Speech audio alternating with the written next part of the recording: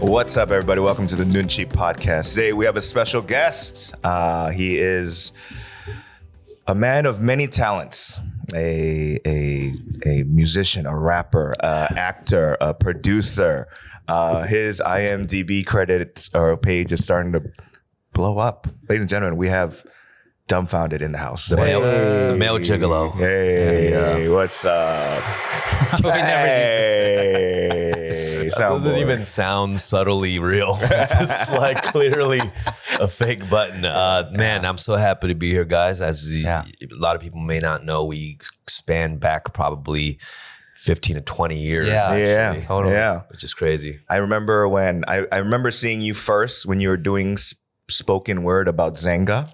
And Friendster. You know, I am very embarrassed to say that I once did spoken word. Yeah. No, nothing against great spoken word artists. I wasn't a spoken word artist, but I just wanted any opportunity to be on stage. So I just did my raps like a cappella at spoken word events. Right. What was your Zanga handle back then? I don't know my Zanga handle, but what he's talking about is I had a spoken word piece called Internet Pimp.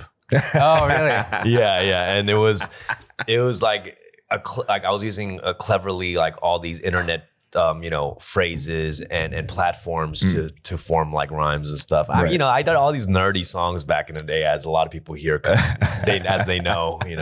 So like, I mean, obviously you probably have your story out. Your journey to being such a successful person, right? But what was the start? What made you go, I want to do this shit? You know what? I think I was like one of those like attention whore kids. Like, when when I was a little kid, like 5 years old, and my dad's watching TV, like I'll wear his blazer and hop in front of the TV like, look at me, I'm stupid, like even in classrooms, like I was a class clown. Yeah. I would raise my hand like just to crack a joke. Okay. You know what I mean? Like to get, attention and shit. But that's what it was. I was just a little attention whore, and then I loved entertainment. I grew up on television. So a lot of my swag comes from like 90s sitcoms. I have like that sitcom kind of vibe, But yeah, I just, my parents were just so busy working that I grew up on television. I learned my lessons from that, Were you a big fan of The Cosby Show? Nah, that was a little bit before my time. Oh, really? Was that before? Oh, shit. Yeah, and I'm not just saying that because he's canceled. No, it was definitely before my time. No, because before we started rolling, we were talking about our mutual friend Kevin Shea. Yeah. Right before I left Korea, we were doing a set together, and this is right when all that shit was happening with Cosby. Yeah. And then he gets on stage and is like, "Do you know that we were all kind of raised by a rapist?" That's actually a great bit. Right? That's a really and good bit. And I went, "Oh, he's going there." Right? That's a good fucking bit. Right when it happened? Yeah. Oh, yeah. I mean, that's true though. Yeah. But you can say that about being raised with a lot of terrible people. You know, that's why you don't meet your heroes. Yeah. You know? That's an interesting one. Have you met a hero? I mean, you don't have to name names, but where you were like, I respect this person's art or whatever, and then you meet him and you're like, damn, you know what? Kind of an asshole. I usually have a huge list like this of people. Yeah. I'm a big. That's the one thing I'm trying to improve on myself. Yeah. I held grudges. Yeah. Like if people rub me the wrong way or say something that's belittling me or like doesn't have faith in me or think they're bigger, like I create an invisible list in my head. And I have a list that spans back to 1998 of people I do not fuck with. Oh, wow. And, and I learned that, I knew people who took ayahuasca and like mushrooms and psychedelics that helps you kind of let go of petty things and grudges. And I've been really like looking into that. Because it's a bad thing. That's one of my faults, I'll admit. Like I don't want to be that way. It can affect you negatively. It does. Right? It's just a negative thing that I know that I'm trying to fix. Like, and I'm not silent about it. Right? I mean, but I think it's a Korean thing too. Like it is. Koreans are very petty, like just like naturally. Yeah. I I'm extremely petty. I've mentioned on my podcast multiple Korean artists that people knew that I was friends with from back in the day that I don't fuck with no more. Wow. Really? Like Okay. I haven't been silent about that. And you know? and do those artists fans come and try to like attack?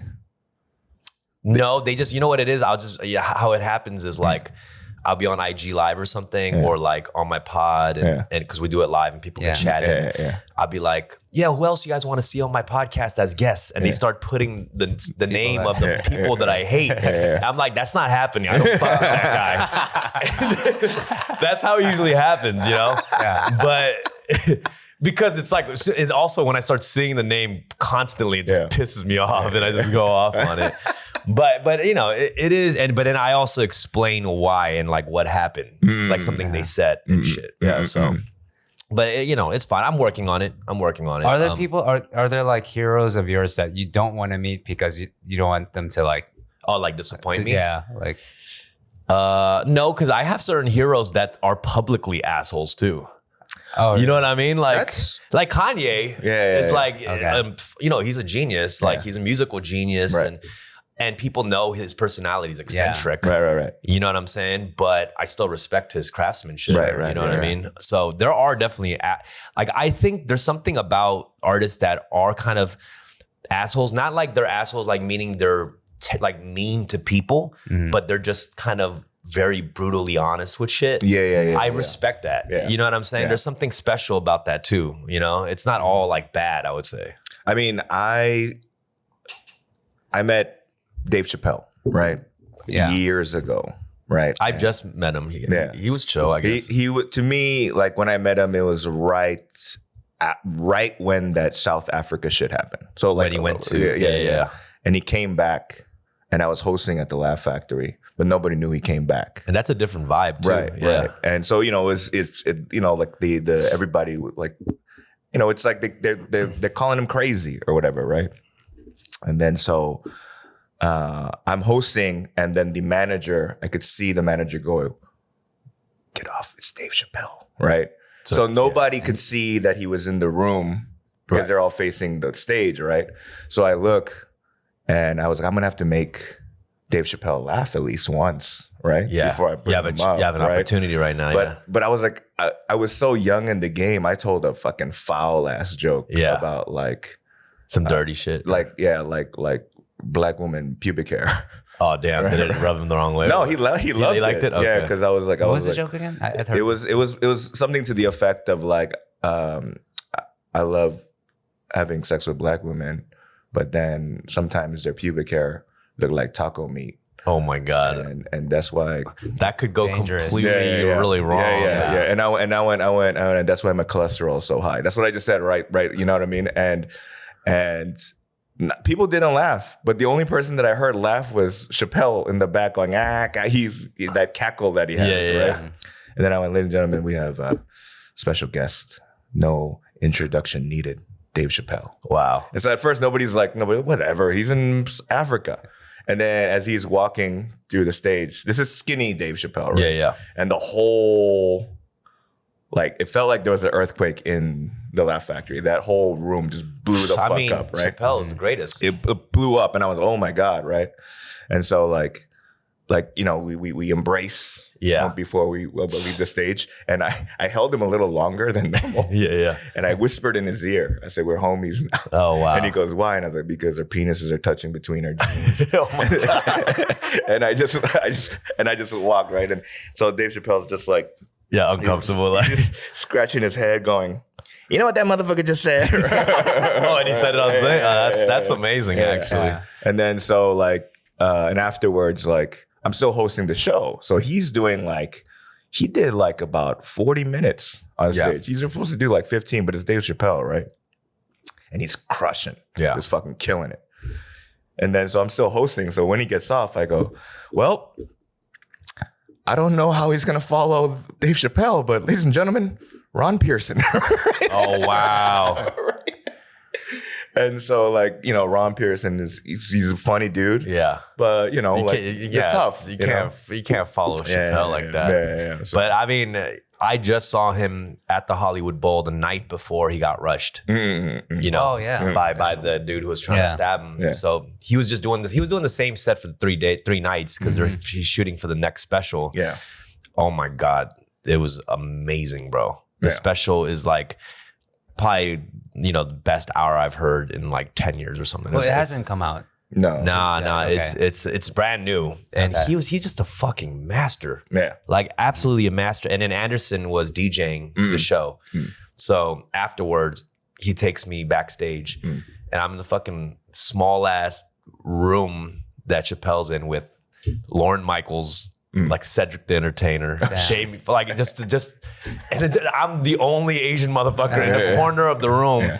And Anderson doesn't even set up the intro. So I just look like I'm like snuck in or some shit. I'm uncomfortable. I'm like, bro, just at least give a quick intro that I'm your boy. So it doesn't look like I'm just stuck in here, Just like creeping in there. But I mean, but it was cool just to be in that fucking greatness. And he was just super happy. And it was amazing. He's not really doing bits as much these days. He just talks a lot, right? I mean, but it's still funny. You could see where the punchlines are. I mean, there are punchlines and things like that. Oh no, those full on stories, and it was fantastic, man. I loved it. So, you have been dabbling in stand up, and I mean, many years now. But when I started, it was like a lot of you guys were the first people that I was kind of like asking questions and figuring things out. So why did you? What made you want to do it? I don't want to say like super seriously. You're not going to be like doing a special anytime soon. But I would have to build up to that for super long. But what made me is like, I don't know. I love writing bits and I love being on stage. And I think performing rap shows, like there was something, I've done so many shows in my life that I'm kind of like, I wanted to have different ways of performing. That's also why, going into acting and things like that, because I get to perform in different ways. You know what I'm saying? And stand-up was like more of a natural thing for me because I was doing stand-up kind of bits in between songs for years. Like one of my things when I perform like rap shows is like, I do a lot of crowd work. That's always been like a thing. So slowly I started like trying bits out in between songs and it was like working. So I was like, let me do a set. So I had some of the homies give me time. I'd go up and now I got like a strong like 15 or something, Nice. But I haven't gone like beyond that. You know what I mean? Can you do it in Korean? No, fuck no. He tried to get. I was like, Dom, I'll give you 5 minutes, brother. He tried to give me 5, and what people don't realize is like, if you're not a comedian, it sounds like a short period of time, but that's how you can fit in a lot of bits in 5 minutes. Like 5 minutes is a lifetime if you only have 15 minutes. Sure. Yeah, but Dom.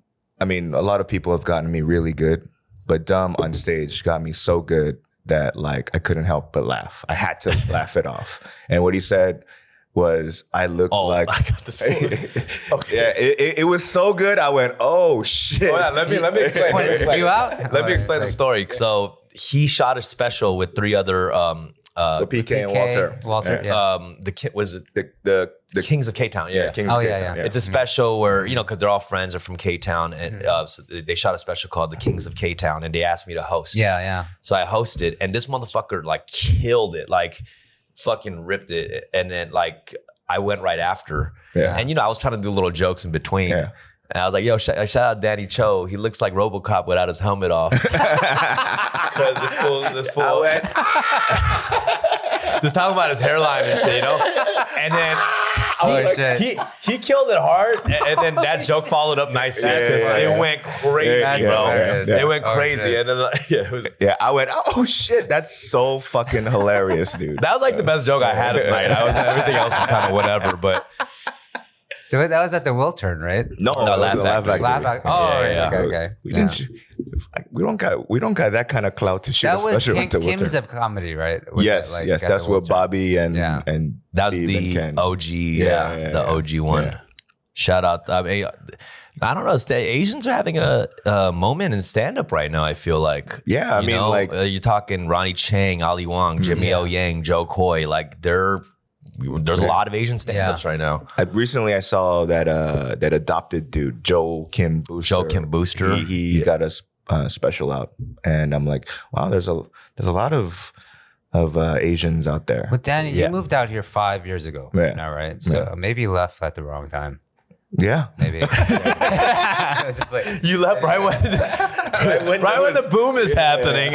Oh, Crazy Rich Asians. Oh, that's nice. And then you go back and the boom's over and you're like, fuck, I should have stayed in Korea. No, but I mean, honestly, like I met with you yesterday and we were talking about this. Like, I think what's going on here, it's a very interesting thing. I'm all about, I love things that shift culture and stuff. You know what I mean? And I think what you're doing is super interesting. And I think I want to like highlight that more and observe, like see where it goes. I think it's exciting. Yeah, I go to Danny's shows often actually. Yeah. And it definitely works. What he's doing is working. It's just not enough people know about it. So it's getting the word out. Yeah. As soon as people know about it, and But not even everybody needs to be better. You know what I mean? Like, just, in terms of grow. It's discovering the sound and the vibe. It's almost like if there's a new country that finally they're getting a hip hop scene. Yeah. A lot of they're not going to be great in the beginning, but they'll start figuring out a sound. It's like Korea too. Korea had to figure out, the hip hop shit. Now it's like peak, Do you, I mean, I'm sure, from when you were starting out, you were listening to Korean hip hop here and there, right? Like but I'm not gonna lie, I didn't really grow up on Korean hip hop like a lot of the K-Town kids are like. I grew up on Tiger JK. I met them like way later. Yeah. But I really didn't grow up on Korean hip hop. I grew up on American hip hop. Yeah. I mean, but obviously you've seen the style and and maybe even the skill levels like get closer to what the best is, I guess. You know what I mean? Would you say that like when you first heard it? I don't know. For me, when I first heard it, I was like, oh, you just trying to. It sounds like it sounds like you're like, oh, that sounds like something. Yeah. But the truth is, even new hip hop here sounds like some other new shit too. Oh, yeah. That's true. You can't be like, oh, they're using changus to make beats. They're not doing that. Because that's not cool. It's like kids they still sound like Young Thug or a new rapper, Lil Baby, whatever. Like, but that happens in every culture. I'm not saying it's not just Korea. Right. It happens in everywhere. But even once in a while, I think you will get a rare kind of artist. Like to me, like one of my favorite artists in Korea is Changia. Yeah. Oh yeah. Because he's different. Like he sounds different. Like I never heard any artist like him. So to me, like I like that shit. I like different shit. So he's one of my favorite artists out here. Yeah, he came to my hour show. Yeah, you were telling me. And I was like, oh. Like if I met him, I would genuinely fan out. Yeah. Like I really like his music. But what if he was an ass to you? Would he be on the list? I'd be like, you're on my list. He's on my like no doubt. Like I just put a mental note of him on the list. No. But I mean, I'll still. I wouldn't be able to deny that I like his music though. Yeah. Even if I hate somebody, like I can't convince myself their music is whack. Yeah. No, but he was very, very. He was a very nice guy. Yeah. After the show, we spoke. He's like, let's grab a drink. We need to talk. And I was like, yeah, let's do it. I would argue that he is probably top 3 lyricists in Korea. You know what I mean? Like, his flow is better flow than most rappers, in my opinion. But he has a different pocket. Like it's crazy. What would you classify his, like, if you he's experimental. He's like, it's like sometimes it feels like rap. Sometimes it feels like folk. Sometimes it feels like, I don't know. It's just a different thing. And I don't know. I think he's an amazing artist. Changia. Well, you gotta get him on here.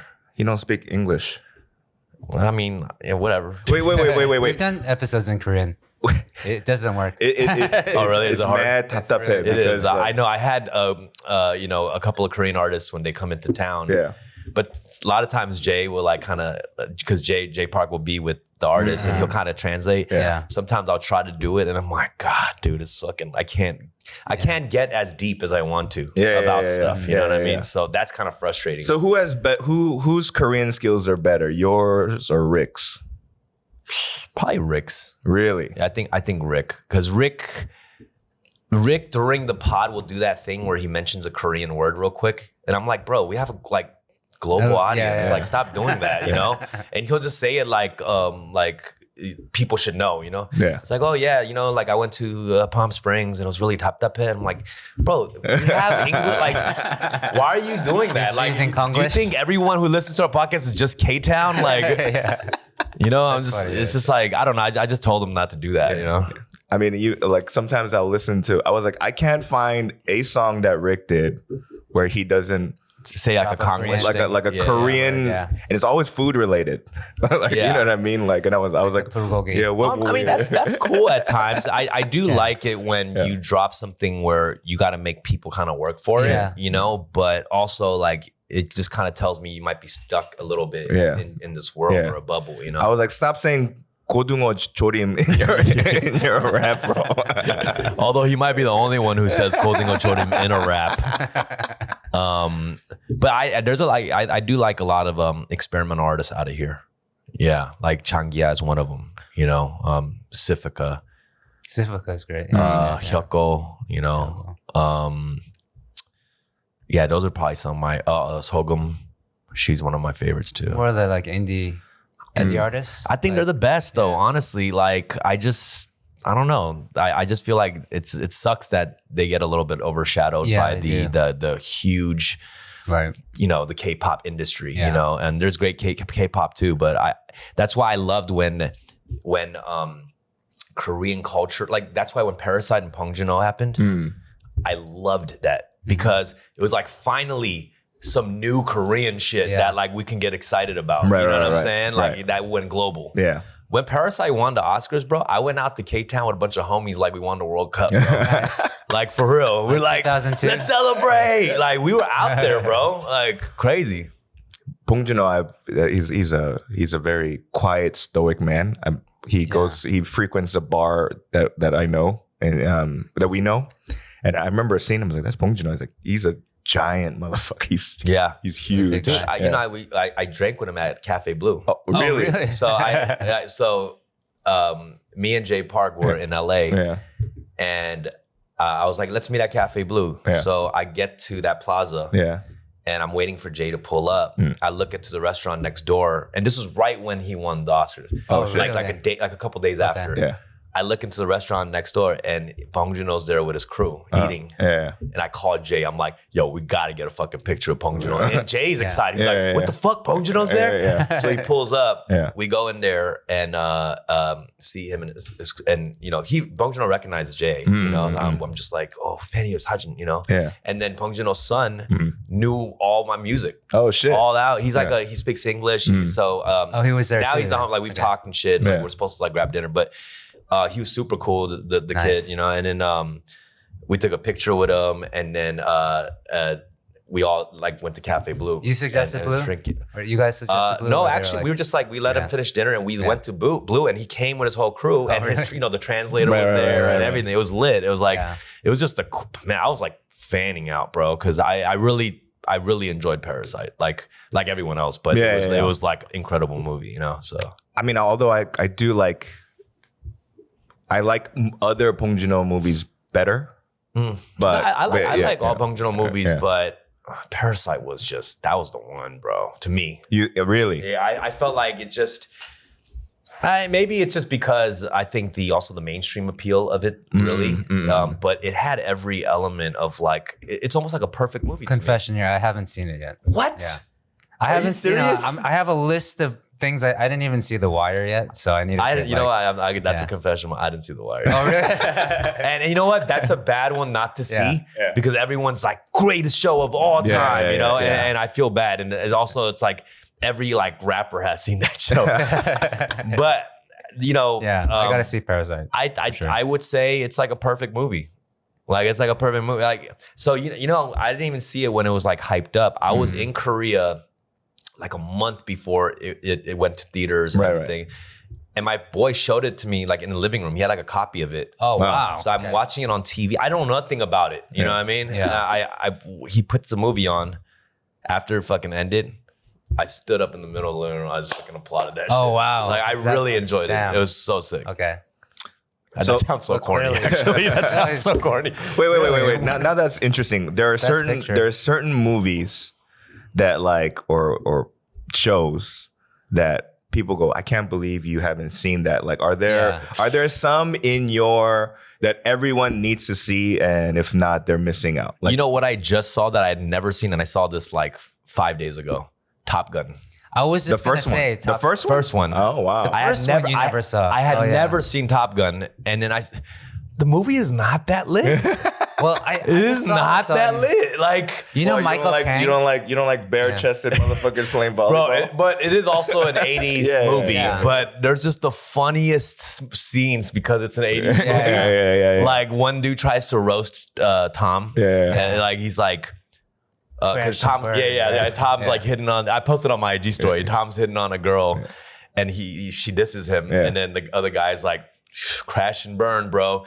And then Tom leans in and is like, you stink. That was the diss. Like, I was like, they couldn't write any better like diss right there. But there's tons of these little 80s moments in the movie that makes it kind of funny, I guess. Super sus moments too. There are some sus ass moments in this movie, bro. I saw the director Michael Caine. I saw on his Facebook he admitted that he never saw Top Gun too, but he's from that era. Yeah. And then it just sparked this whole like people were shitting on him about it. It was just like huge conversation about it. But I heard the new Top Gun is better. Yeah, everyone says the new one is amazing. You know, and I have not seen it. I haven't seen it either, but it's breaking crazy records. People say it's better than the first one, which I don't think is that hard to do. Well, Top Gun's one of my favorite movies of all time. The original? Yeah, because I grew up with it thinking it was so cool. Right. I get it. It's a nostalgic thing, you know. I just didn't. I just finally watched it. I was like, I gotta watch the original because I haven't seen it. But you know, like I know, like you are a big fan of Back to the Future. Yeah, right. That's classic. So but what if you met somebody who didn't see it, talks a big game about like consuming media and like you know, especially like if they're in the acting world or they're in the movie business, and they go, but I think it'd be like they would lose credibility. Do you think are there things like that? I feel like The Wire is kind of like that for me, like because I'm passionate about TV and film, but I feel like when people hear that, they might not take me as serious or something. You know what I mean? Like that kind of stuff. But it's so hard because if you miss a TV show series that's a classic, it is really hard to go through like 6-7 seasons of a show. Really hard. Yeah. Like that's why I don't watch anything. I have 2 kids now, and like I can barely like get through like 10 minutes of anything like without being interrupted. So you got to watch Parasite, man. Yeah, I'll figure it out.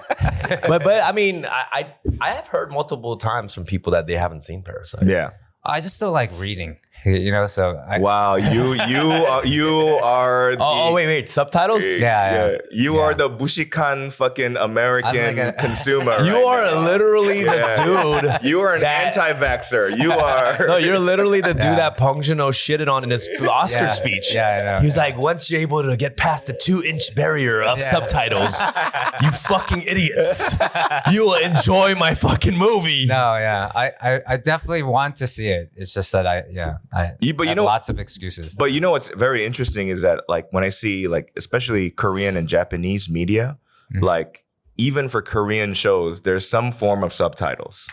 You know what I mean? So like people are used to reading shit. That's true. On the screen. I watch every show with subtitles now. Right, yeah. Even if it's English. Yeah. So that's very interesting. I think culturally, like Koreans are just used to subtitles. Even YouTube videos, they want subtitles, even though it's Korean. though it's you know what it is too? It's attention span. People can't even focus on audio anymore. They just need to But the thing is about subtitles, I will say, I like sometimes foreign film. Like you got to be dedicated to watch a foreign film because you can't be on your phone and shit like that. Like you got to like read the subtitles. And also, Danny knows this about me. I'm the worst multitasker. Like I can't, so I gotta watch and read and listen, and it's just it seems like a lot. These things sound like basic human functions that you gotta know how to do all 3 of those things when you're walking down a street. Actually, You gotta read signs. You gotta listen. I give myself, even coming to work, I give myself 30 extra minutes just in case it takes me a little longer to get here. So, oh my God. It's like you always been a very chill kind of dude. Like one of the chillest people. I'm pretty slow. Like what it is, I grew up in New York, right? And so it was really fast paced and I had to run everywhere. Otherwise I get mugged or like jumped or something. Yeah. So as soon as I came to Korea and I was like walking fast everywhere, or when I lived in LA too, I walk fast. And when I came here, it's like for the first time in my life, I felt safe. So I super slow down. Like I slow down too much, I think, because I'm just way. You see, I would be so frustrated with you because I'm a fast walker. Oh yeah. Like, and I cannot stand a slow walker. Well, I could keep up with fast walkers. Okay. But like when I'm walking alone, I'm an extremely slow walker. Yeah. Are you? Actually, that's true. Yeah, I'm an extremely. I'm a fast walker, and people actually complain about that. And the reason I'm a fast walker is my mom used to walk really fast when I was a kid, and I used to keep up with her. So it just turned into. By the way, I was wearing the sunglasses because we got fucked up last night. Yeah. I was hungover, but me too. I'm not I'm like Hollywood. I'm still kind of hungover. But we were talking about movies, and it seems like not only your music stuff. Now you are kind of going hard on the TV and media stuff. Yeah, like movie stuff. I've always, that's been a passion of mine since I was a kid. Before I started rapping. Yeah, how come your IMDb page don't got your picture on it, brother? I gotta update it. But you know what though? I didn't realize I never checked my IMDb, and I recently checked it. It's looking pretty good right now. Yeah, you know what I mean? I was on the way here. I was like, let's see. Yeah. Oh shit. Yeah, because you know why? Also, like I have TV stuff. I have a few movies too now. I have a producer credit for the upcoming thing that I'm doing. Right. But also, I got the soundtrack stuff. Yeah. On the IMDb, it marks all my all the movies that like I had a song in. Yeah. And there's a couple of big ones. You know what I mean? So that was cool. Like to see that they also include that. You know.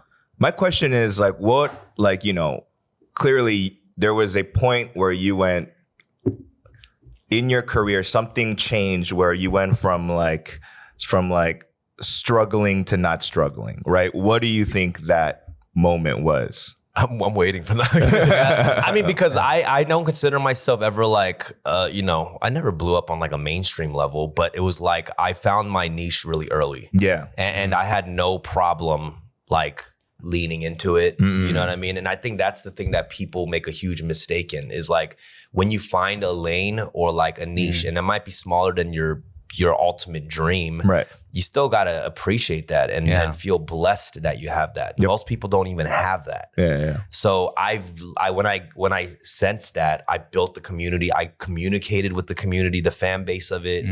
I was really good with that, and to me, like all those lessons brought me longevity. I've seen so many artists come and go. I'm still here. I might not have even been bigger than those artists that disappeared, but I'm still here. I'm gonna keep going because I know how to create. I know how to make money off of doing stuff that I love doing. So to me, like I think that was early on. Honestly, I was lucky enough to make money in what I did starting at like 21. Yeah. So, because I started at like 14, 15. I wasn't making money for 5-6 years, but I was still doing mad shows. I was trying. And in 21, after I started battle rapping and started noticing I had fans, I was like, okay, let me make an album and all that. And then I was like, oh shit, I could quit my job. And then, I was lucky. 21 was like when I was already touring and stuff. So, but like you've been, like you say, you've started at 14, right? And so you've done it for almost 20 years, right? Yeah, which is crazy. Yeah, so like you've seen kind of like almost pre-internet like to now, right? Where and like you said, you've seen some artists come and go in the past 20 years. Yeah. I feel like I'm like super ajashi now. When I see like the next, how do you feel? Because I'm sure you see the younger generation. I mean, I feel creators coming up. I feel like that too. I mean, especially when kids are coming. I've had big Asian artist kids that I know about that I'm actually a fan of. I've run into them, and this one kid showed me a picture of him as a child with me. Oh wow! And he's an artist that I had no idea. I found out about him. He's dope. You know what I mean? Ran into him party. He pulls out his phone, shows me this picture of me and some kid. I thought it was his son, bro. It was him in the picture. I was like, holy fuck! Like. But that kind of moments, those moments, like put into perspective that I am an older artist now, you know, and you know, to me, it's like I like it. I appreciate that. You know what I'm saying? That I could have had any impact on any of these young cats, and to be honest, it's not. I don't feel bitter or nothing. Like I lived a fantastic artist's life of that era where I was able to tour and live my dream. You know what I'm saying? No matter what crowd. You know, I've played shitty college Asian student org shows with 12 people to playing Coachella fucking 2 months ago. You know what I mean? So I feel like I've had a wide range of experiences, you know? So if I died like tomorrow or the next year or whatever, I'm not putting a fucking curse on this, but I'm just saying I would feel like I had a fulfilling like rap career, you know? There's something that we've actually bring up often is what was your most memorable bombing? You know what I mean? Is there one where you go, ooh, I every now and again I think about how shitty that bomb was? As a stand-up or as a musician? I have a few. One, I had a show in Toronto. This was kind of like maybe early to mid 20s. I was on tour and I was fucking it was me and Zoe. There was like no tour manager or nothing, I think. Like I think we flew in or something, but we were backstage, and our rider at the time, it was just 2 bottles of Jameson. So it's just me and Zoe in the backstage. We just grab each a bottle of Jameson. We're cheering the bottle. We're getting fucking wasted. I go on stage, and you got to do an hour set. So I'm on stage. I forget like 75% of the lyrics. And I'm apologizing throughout the show. And at the end, I felt so shitty. I tell everyone, like, go to the merch table. Everyone gets a free shirt. I gave away, because I felt so shitty about that show, I gave away the thing. So that was one memorable one. Another one was a San Francisco State University. They were fucking up my sound. So I'm snapping at the fucking the girl who's doing the sound. And then the girl's like, she yells at me during the shit in front of everybody. It's not the sound equipment, it's you. and I'm like, and then I fucking lose my shit on the mic, and I'm like, I've been rocking mics steady. I'm going off at her, and it just makes me look so shitty because I'm acting like a fucking I'm from Project Blow, past open mic, all this shit. And it was just like, I just looked so bad, and I just dropped the mic and I leave like less than halfway through the show, and it's just like, it made me look so unprofessional. But I've played so many bad shows, man. Like, there's no doubt about that, but because that to me, those are the more like memorable, fun stories from all performers, right? It's like, or like that's why I think it was a genius. There's this podcast that I listen to. It's 2 basketball players, right? And then they always have the interview. Players. And their first question they always ask is, who's the first person to bust your ass, right? Like to me, that question kind of makes people, like, even if you were at the highest level, it makes you go, hey. It humanizes remember, them. Yeah, it's remember humbling. when you got your ass kicked? You know what I mean? That shit defines you, though. Like the fact that you bomb so many times and you still stick with it. Most people aren't built that way. They can't do it. They bomb the first time and they're not cut out. It's literally why people don't pursue their dreams, because they're scared of that exact moment. Exactly. You know what I mean? Like, that's why I respect anyone who goes up on stage. Like, it's a really hard thing to fucking do. You know what I'm saying? Like, no matter who you are, and obviously everyone criticizes like certain artists that we don't like or this, but being an artist is not easy, man. Like taking that first initial leap is tough. I mean, the worst show I've ever done was I basically was hired to play at a hotel bar. And so there weren't there for me. It wasn't a show. But I did my music. It's work. It's just work. And then once you just realize people are there for, because it's a fancy bar at a hotel, and they're just like all taking selfies and stuff while you're singing your heart out. those are worse than even when like only like 2 people show up to like an actual show of yours. That's a good point. You're just background music. Yeah. It's like, it's weird. Well, you don't have a Spotify account? Like, you don't have a playlist? What the fuck? Like YouTube Premium, motherfucker. Just turn on some music videos, right? That's a shitty feeling, right? When you realize like, they're not here for me. Yeah. And then the manager came up and was like, hey, can you do some covers? Like, because my music's super sad. And like, they're like, do you have like any upbeat stuff? And I'm like, hey, you hired me. Like, I just like, oh my God. By the way, there's a song that you have that I was like, oh, I want to use as my entrance music. Yeah. But then the more and more I listen to it, it sounds like a East LA strip club track. You know what I mean? Like, yeah. You know what I mean? But it's called Cochino with Too Short. Yeah. It's great. The visuals, I love all of it. But I was like, I don't think this is like good entrance music for stand-up comedy. It's a very vibey, chill kind of. Yeah. Well, you come out to Hyung all the time. Because Hyung is a good intro song, I think. But on top of that, I kind of am in the scene. Yeah, the so oldest, it works. You know what I mean? So it works a lot. Yeah. That'd be a good name for a special, Hyung. You know? But yeah. Danny Hyung. Danny Oppa sounds better though. No girl calls me. They all call me Ajashi now. No, there's a fun there's a funny joke inside our group chat every time we're in Korea because they're like, how many times are you gonna do Hyung at the when we go to the clubs and stuff? Because there's always some DJ homie we know, and I get drunk and I'm like, I want to do Hyung, and then and I forget lyrics to the most easiest song I have. Like that just happened. Like I've done Hyung already once since I've been here. I've been here like 3 days. I was supposed to do Hyung another night, and then I got drunk. I was there, and I got drunk, and I forgot to do Hyung.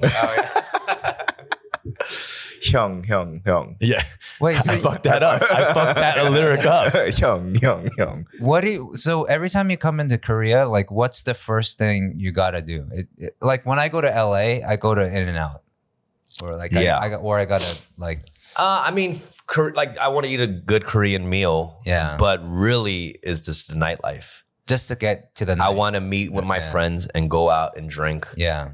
And be surrounded by, friends and girls and that kind of shit, like just, I mean, I will say with me, like, I'm still I love being social and no matter how old I get, I still love going out and grabbing drinks with people. Oh, yesterday you were having a good time. It's funny because I was like, I'm working the room for no reason. First of all, I hate, I don't like talking business when I'm out. Okay. Right. I really don't. I'm not a networking guy. Our homie Kev, he constantly texts me about meeting up with people because he's this guy and that guy. Like, I just don't want to do that, That's why I have him take care of that. Yep. But I don't want to join in a dinner with an investor. Like, I don't, you know what I mean? Like, I know what you mean. I get it. You have to do that stuff once in a while because you're trying to build those relationships. But I'm more of a creative guy. You know what I mean? Sure. So I don't know. I'm not that. No, but you weren't networking. You were just, it is almost as if it was a grand opening of that place and you were the owner of it. So you guys having a good time? Okay, cool. Let me know if you need anything. All right. And then let's go to the next group. I mean, like, I don't know. I think I'm beyond the social. Yeah, no, it's tiring. I can't do it anymore. Yeah. Like yesterday I had to like social, like prepare my soul to be like, all right, let's get in there and be like, hi, hey, what am I? I left at 11:30. How long did you guys stay there till? I was there till like 2:30. So it kept going. Yeah. I think I was the first to leave. You know what it is? It's like I was starting to, because you knew that I love going out too, but I was starting to lose that steam a little bit too. And then I started hanging out. I like kind of reconnected with some of my like older homies that got famous, and I started like partying with them, and the experience was different. So I was like, okay, being part of this entourage is kind of fun. You know what I mean? So it kind of reignited a thing for me where I'm like, oh shit, like this is fun again, like, so that's kind of what reignited it for me. Yeah. I mean, dude, right now it's the weather is hot.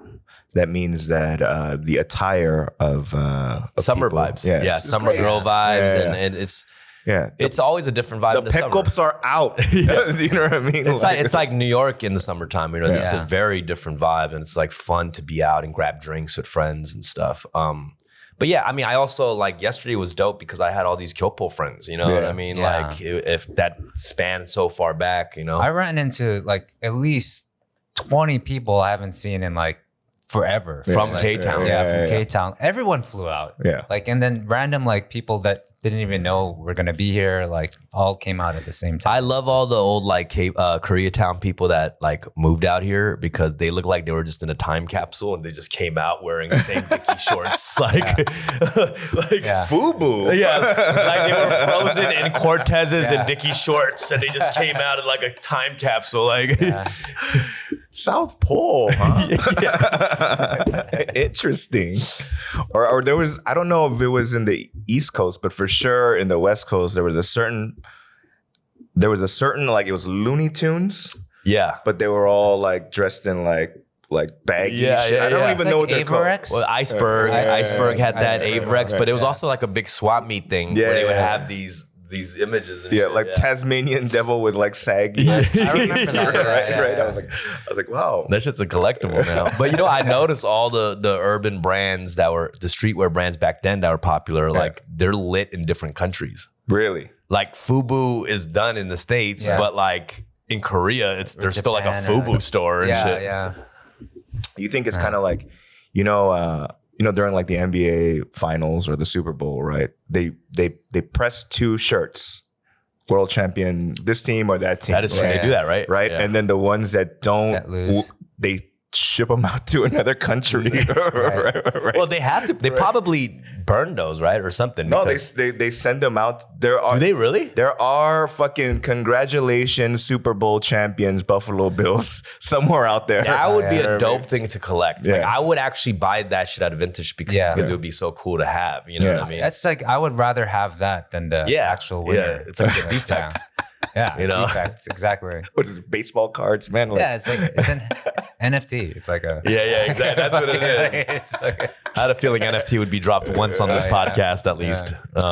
I am again old head. I'm trying to be more open-minded about it, but I don't see it.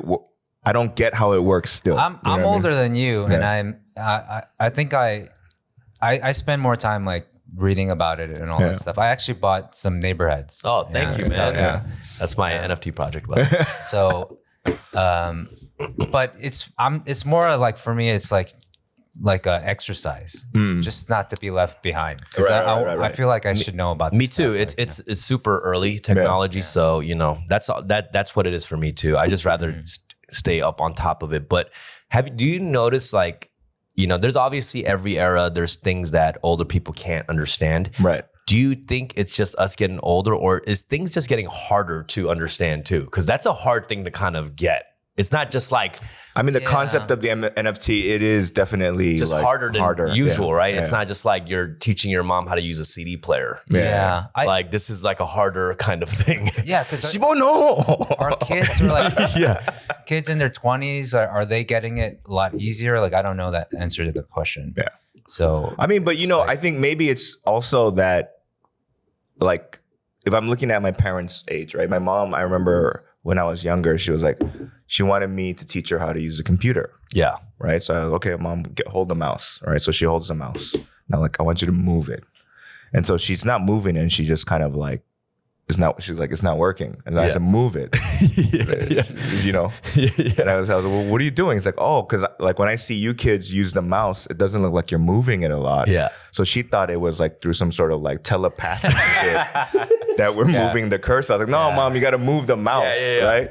And then she goes, oh, so she takes it off the desk and starts like, I'm the right? I was like, oh my God. And you see, when you see that, you kind of understand that it's a different motor skill, right. That they can't really grasp a little bit, you know. So I think that version of that, like it's more advanced than what they're used to. Yeah. That the concept of NFT, if you're not open to it, then I become my mom trying to telepathically move a fucking Dude, cursor. you know what I mean? I have a 2-year-old son, right? And I saw like sometimes we let him watch YouTube on an iPad, like while he eats, right? Like at a restaurant, just so he doesn't go like crazy. So I've seen him actually eat his food because there's an ad and he's waiting for the skip like for 5 seconds. He'll like time the food and go like, "This is a 2-year-old." Yeah. There's like 3 seconds left, so he'll just go for the food and then whoop, like hit the skip. Wow. Like there's no way. Like I'm still trying to I'm just like hitting it just so I can like get it as soon as possible. They're growing up with different kind of motors, like things are you gotta like now you can pinpoint so many like timestamp, right? Like that's another thing that you can get so specific with. That they're trained to be more sensitive, like even with joysticks, right? When you play video games, like you gotta be sensitive with that. So totally, they know how to do that. Like I remember when hoverboards first came out. Yeah. Do you remember like everybody was busting their ass on that shit? Right. But like a kid goes on that and he was just fucking. But he knew how to. They know how to. You got to be sensitive with it already. Like I think we didn't really grow up like with a lot of those sensitivities. You know. Yep. I mean, there's a lot of like.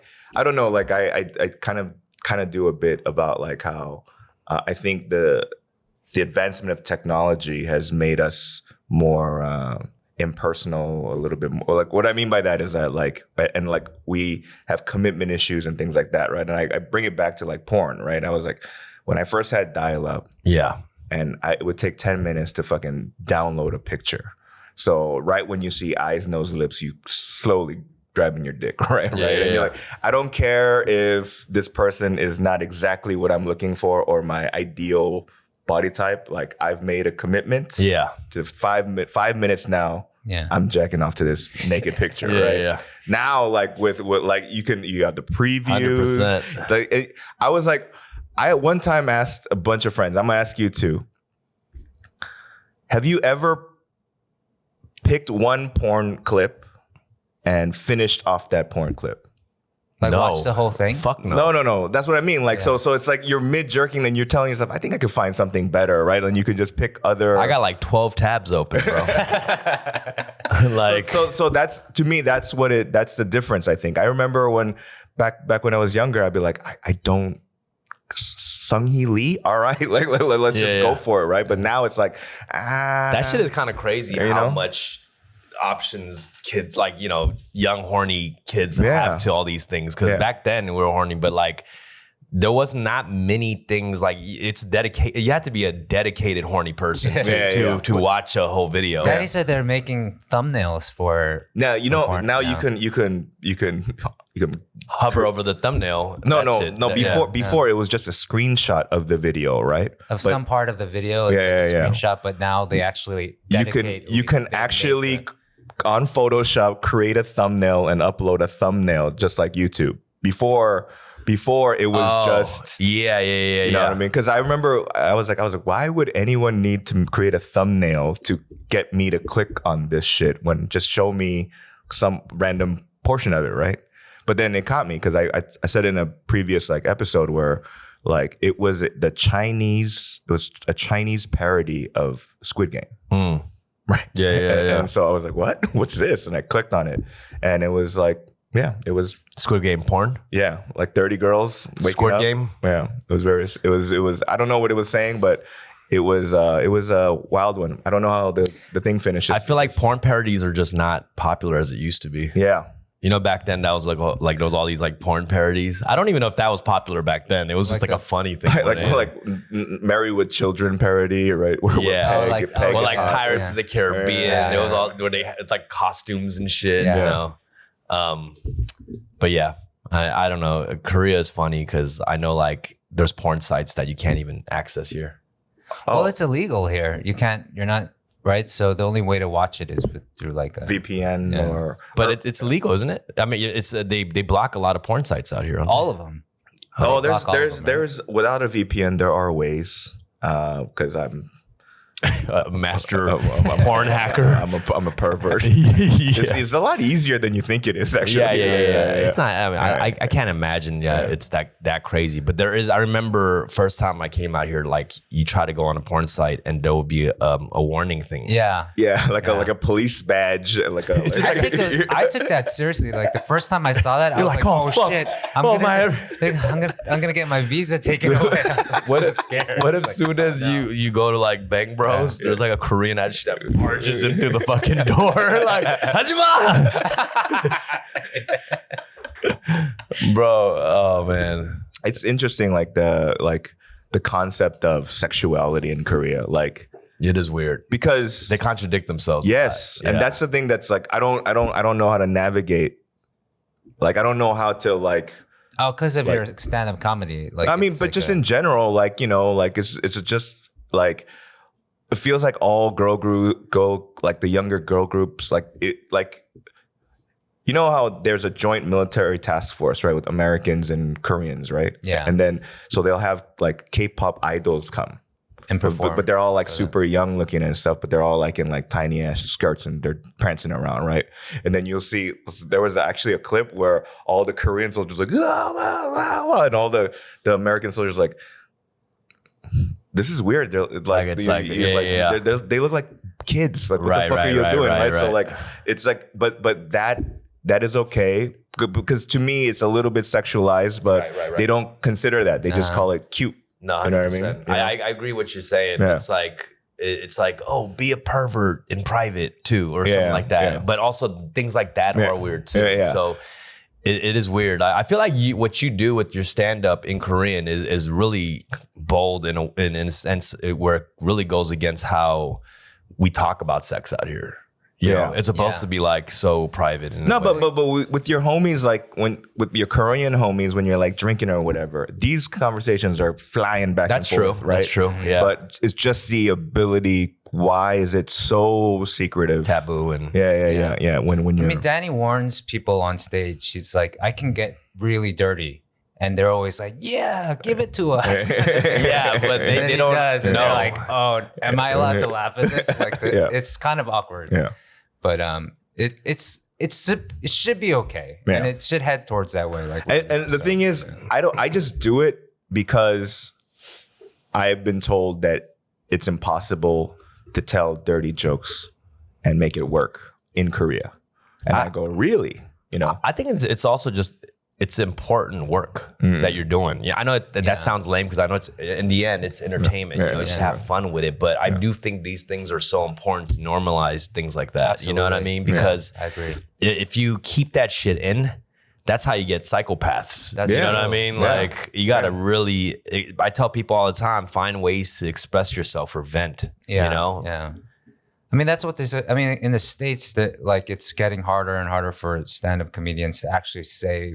Like be the last line of like being able to say what you're thinking without being canceled these days. I think it's half and half. You know, I do believe that there are people who are being extra shitty to comedians too, but there are also like shitty comedians who are kind of using that as an excuse. Oh, I see. Yeah. So I'm a little bit half and half on that. I wouldn't say like it's a complete attack on comedians. Okay. You know, yeah. Like what I understand is that. Things can be funny and it can be offensive. Yeah. You know what I'm saying? Like just because you think it's funny doesn't mean it's not offensive. Right. You know, so everything that's going on, obviously, like there's huge comedians that's going through a thing, but I can understand the other side too. Yeah. You know what I mean? Yeah. I get it too. Just because you think it's funny doesn't mean it's not offensive, you know? Or it's just like, I think we get that confused sometimes. But like with your music or the stuff that you created, like, have you ever faced backlash, like because something was it felt anti that or whatever, or some? I had a couple of bars. Even you know, I admit this too. In my old battles when I was young, I would use the F word, the offensive gay F word, a lot in my battles, and it was a different time because people would drop. We would like guys would drop that word in like high school. Yeah. So. But there's videos of me, you know, like that have millions of views of me using it. But you know, it's just like you live and you learn, and that was a time that was active. So maybe that, and I've had a bar I think in the song "Safe," I said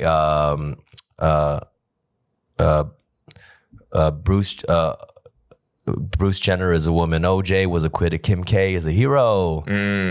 Any minute now, sky is the limit. Well, when they're gonna let an Asian brother get a lead role? But because I said like anything was possible, like OJ got acquitted, Kim K is a hero, Bruce Jenner is a woman, like I think they took it offensive. Like I was like trying to clown on like the trans community too. And so did they? They mentioned that line specifically in some of the comments. Oh, really? Yeah. And I wasn't even really thinking about it, so maybe I could have thought that one through a little bit more, but I was just writing it, as I was going. But yeah. I mean, there's moments, and like I understand it. People have a right to be mad about things and comment about things, but honestly, and you have a right to joke about it or write a song on it, but you just have to be willing to deal with that. Yeah, that's all it is. Yeah, it's just you got to be willing. You got to know that might happen. Yeah, and especially the more famous you are, the more it's gonna happen. Like if you have that that type of stuff, it's gonna come bite you in the ass. They're not gonna come at me because I'm not famous, so they're gonna be like, "Hey, you said this thing 10 years ago. Like, what are you gonna cancel?" You know what I mean? Like you can't take anything away from me right now. Right. But as soon as you get to a level where, there's things that they can take away from you, that's the problem I have with the whole cancel culture thing is not that like, there's reasons people should get canceled or whatnot. Right. But one thing that really bugs me about that culture is that people love taking down people. Yeah. Like people get off on that. Yeah. So it's not even about like that they were really offended about it. Yeah. They just were like, no, fuck this guy. He's doing well. Like I hate seeing that. Yeah. It's jealousy. It's like it's just since they don't have nothing, they're just like, I'm gonna shit on this person who's actually doing something, creating something. Like they, that's all they have. And then they dig into their past and look for things that, like when Kevin Hart shit. Yeah, people are literally looking for those things, Yeah. Isn't that crazy? Yeah. Like people are looking for those things. Yeah. Well, that happened with us kind of with K-Town Cowboys. Even now, watching it now, like based on... we threw the F word a few times in the web series. And then based on the way things are now, like it is kind of cringe-worthy watching it now in that context. I see it cringe for me too. When I see the battles, I definitely think it's cringe because just that word is just like not even like cool in any way or nothing, It's like... but it's fine. It's all different eras, man. People got to realize like there's things than words that the words is like, I feel like that some of those things are like kind of the least of the most fucked up shit right now, honestly. It's like there's so much fucked up shit in the world right now, especially in America. That you're like, oh my God. By the way, I've been told, I haven't been back home in a while, that the prices in K-Town are like astronomical. Prices for what? Like food, everything. Just everything? Yeah. I don't know. Really? I just don't even think about that shit. Because to me, it's like, that's not like I'm like rich or nothing like that. but because I'm not a huge spender for like other shit, right? Like I'm not like going find designer shit every time or whatever. Right. But food and drinks, I don't even care. Yeah. I'm like, whatever. Well, how much is a bottle of soju there? Do you know? I don't really drink soju like that until I come out here. Okay. And I was craving soju because I was watching Korean dramas before I came here. Yeah. And Korean dramas. Which one are you watching? I just finished My Mister. Okay. That's with IU. Right. But like that one, like they're just pounding soju. The soju scenes are great. Yeah, they have great. So it's kind of sad and shit, like somber. It's like kind of dark. Yeah. It's super stressful, actually, that Korean drama. But that's why they're constantly just knocking back sojus. And I was like, okay, I'm gonna go. And soju tastes better here. Like it's sweeter here because there's a different kind of makeup. Oh, really? Yeah. And it's the vibe. Yeah. The vibe. You gotta have the right vibe and shit. Yeah. It tastes good. I like. It's like, and it's only like $1 at the convenience store. If That's you insane. But then at the restaurants, like $4 now. $4 or $5. Yeah. But with the exchange rate, it's like been the dollar is super strong here. So, I hear that. That's why exchange. Shit. Crazy. I was like, we had dinner yesterday and he pulled out cash and it wasn't not even neatly folded or whatever. Cash? He pulled it out like I don't know you people. It's like weird, just wad of cash, but not all folded the same direction. Okay. Like one was sloppy as fuck. Damn, dude. But like everyone was telling me, like, why do you have cash? Like no one really uses cash out That's here. true. Yeah, but they love cash. Like if They do? wherever you can use it, they'll just like be really grateful for it. I've used it at some restaurants I went to, and they had a hard time finding change for me. Like bars, they love it. Yeah. I know it. Yeah. So. Man. So you're in town for just to hang out? About 9 days, and it's pretty much I was literally working, and I feel like during the pandemic, you know, I was fortunate because I was like still busy with a lot of stuff. I had a lot of work, so this was my first international trip since the pandemic, and like fucking, I'm just so happy to be here. It's my third day.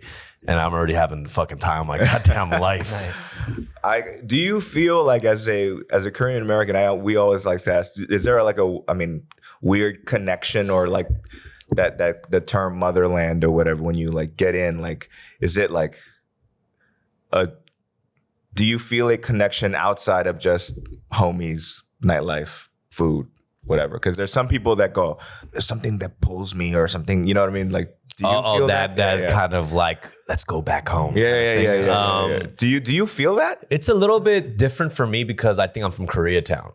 I get a lot of that culture there. Yeah. You know, there's, you know, if I'm like half of the time in K-Town, I'm eating Korean food. Yeah. At the restaurants. You know, so.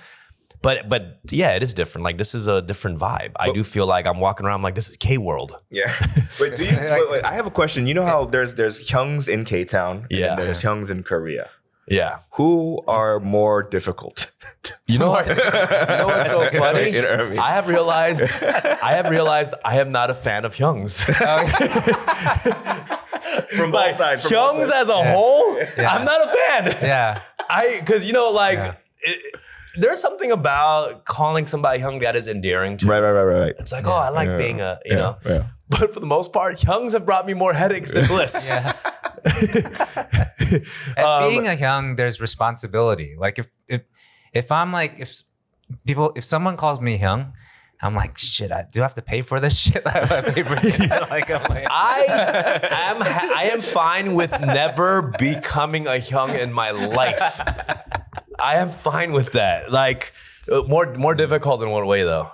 No, because like I feel like you know the Korean culture in K-Town seems to be something that was frozen in time in the 80s, right? And then Korean culture here has evolved and morphed. So like some quote unquote Hyungs in Korea are more serious about being called and treated like a Hyung than here. Right.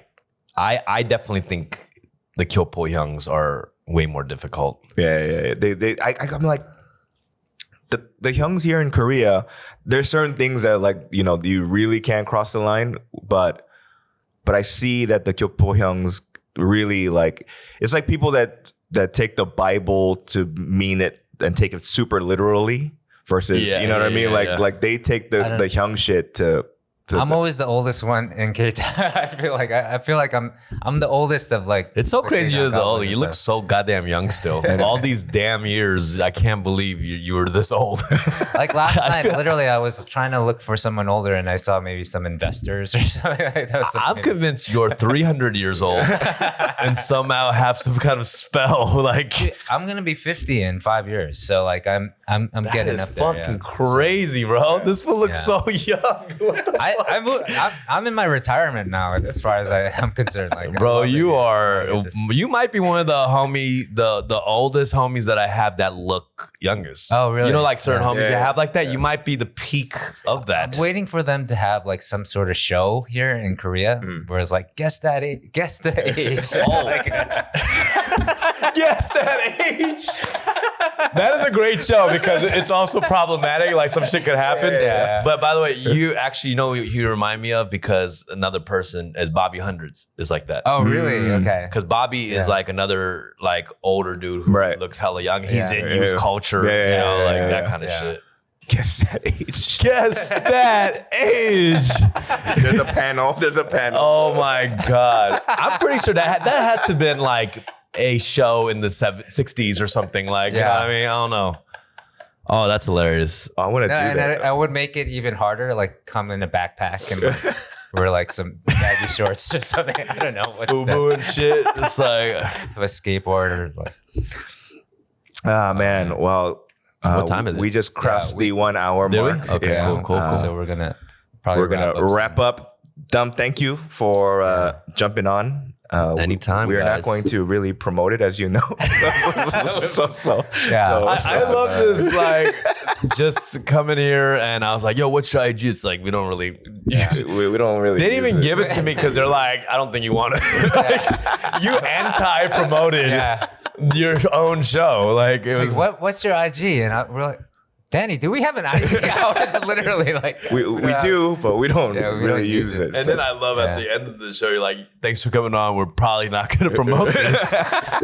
But this is our therapy. Well, for me, it's like very therapy. Oh, me too. Me too. I that's kind of what the podcast is for me too. You know, and people always try to suggest all these guests and shit. But to be honest, I don't even like having guests on. I like just talking with my co-hosts. You know?